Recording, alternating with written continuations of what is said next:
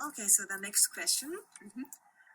You do a lot of psychic reading to Japanese people over the years, but what can be the benefit to having a psychic reading for like a people and a person in the life? Well, many benefits come to mind. Let's get practical.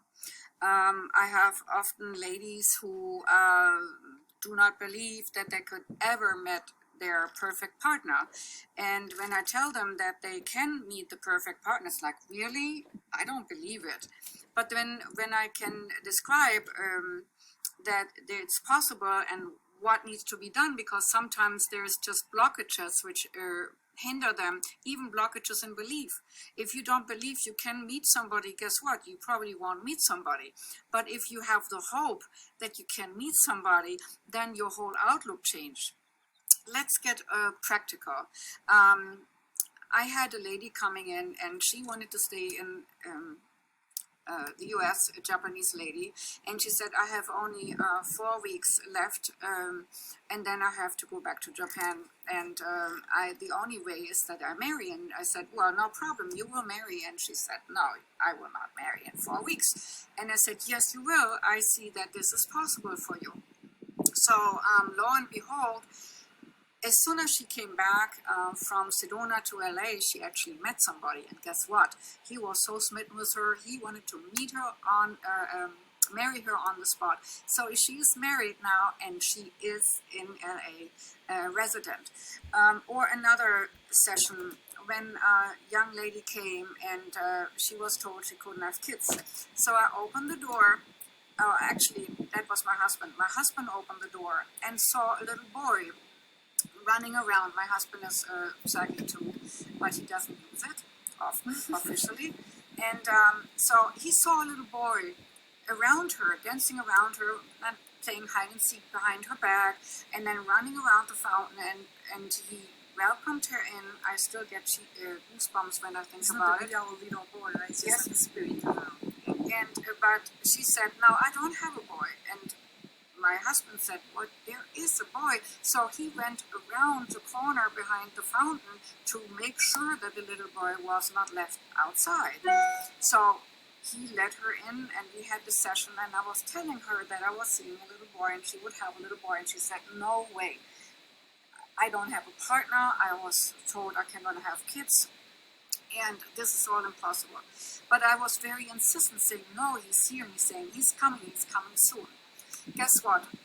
I have so many children celebrated, which I predicted, and then clients were telling me, I couldn't believe it, but I got pregnant, I couldn't believe it, this is happening, I couldn't believe it, now I have a child, now I have the partner, now I have a family, and so on. So I would say one of the big positivities is that you get hope, or as I read the highest potential of a person's life.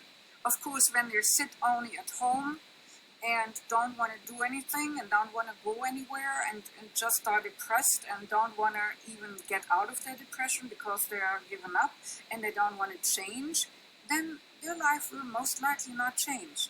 But if you open up to the possibility, and that's what a reading can do, your life can change, and you don't have to be in Sedona to have your life change. So how my readings work is that I am shown the highest outcome for a person's life.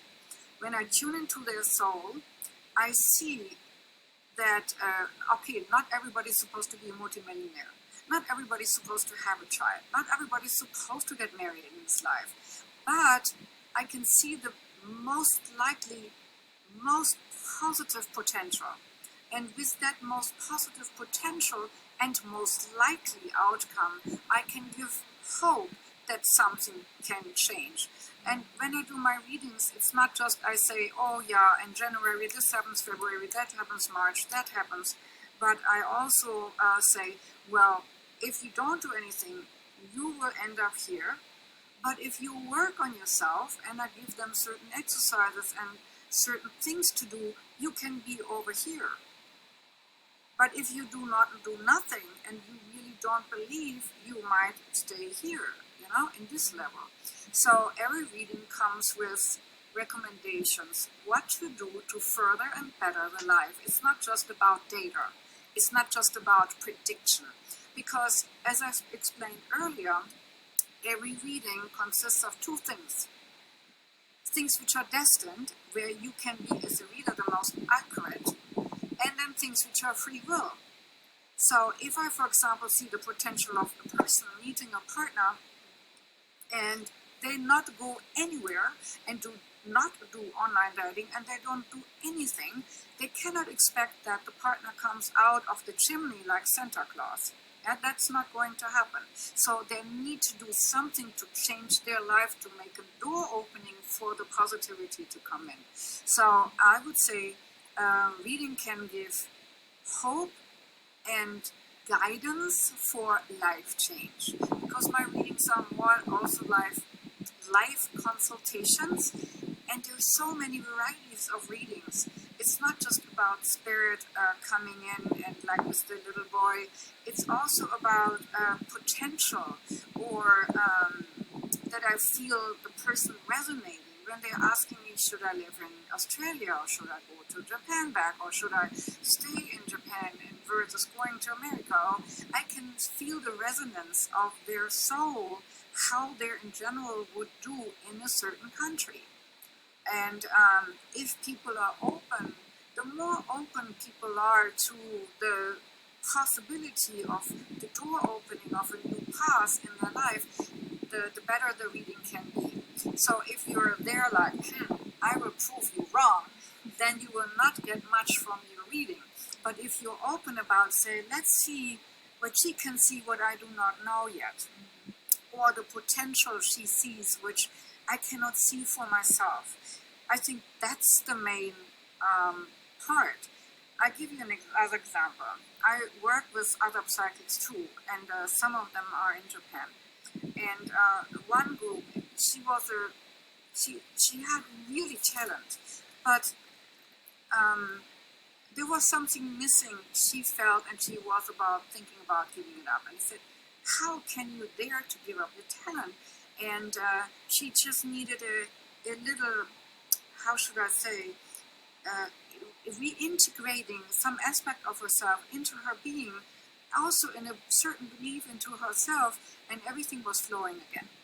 So sometimes it's just about believing in oneself. And as a soul empath, I see into the spirit, into the soul of the person. What mission do they have? Another example. Another Japanese lady. She was so miserable in her job, and she loved photography. Excuse me. And in the photography, she never believed that she could make money, or she loved filming. So I said, no, you will make money with filming, and you will reduce the hours of that job which you do not like. And she said, well, I don't know, I don't think I can do this. And I told her insistently, yes you can, yes you can, yes you can, yes you can. And she said, okay. Oftentimes my clients go out the door and thinking, I don't know if that's really happening, or I don't know, that's probably, I don't know. Well, I can tell you, you don't know till you don't try. So anyway, this lady tried, and now she, a year later, got a Zoom session with me and said, you guess what? I have 60% of my income through the filming and the other through my regular IT job. I said, congratulations, you followed your dream. And that's when you know what makes your heart sing and what makes your soul tick, so to speak. That's the way to follow, because that's the way how to be alive. And so many people don't feel alive because they don't see any path for themselves besides the logic path. You see, I don't want to go into a lecture about brain, but we have 4 brain parts. Right side, intuitive side, left side, logic side. But we also have 2 emotional part in the core center of the brain, which the old Egyptians thought to be the right path of the eye of Horus and the left path of the eye of Horus.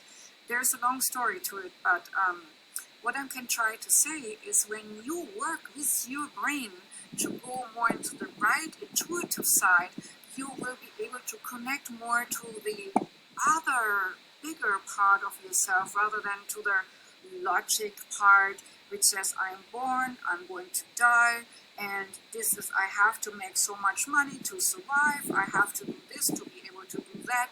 That's the logic control part, which wants to be safe and secure, and wants to have everything in control. But sometimes the magic happens when you're not in control, when you actually open the door. And that's what readings do. I would say they open doors, and that can bring magic into your life. Oh, Okay. yeah, thank you very much. You're most welcome.